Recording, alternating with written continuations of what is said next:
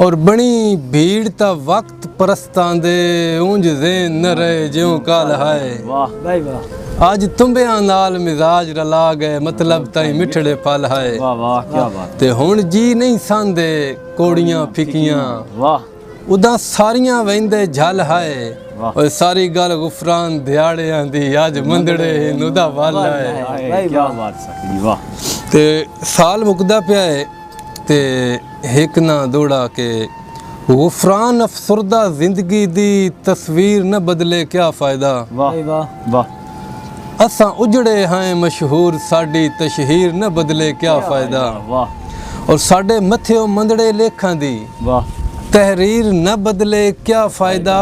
लख वार वटीवे साल पिया तकदीर न बदले क्या फायदा। क्या बात है क्या बात।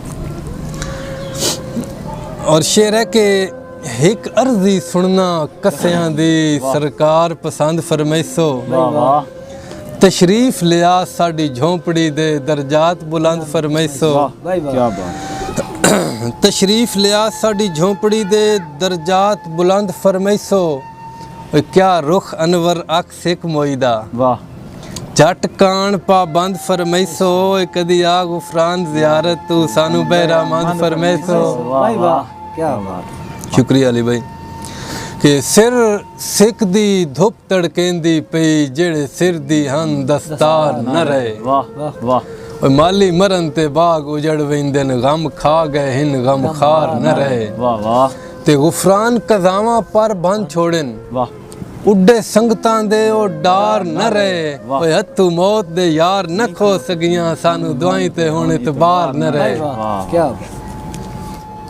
कुछ सिरां दे लेख झुकना लिखिया कुछ सिर सरदारियां कान बने। वाह वाह। कुछ बाई लई ते कुछ हिजर दियां पंडा आप तो भारियां कान बने। वाह। और बने कुछ सिर ते बेफिक्री लई कुछ पीड़ा सारियां कान बने।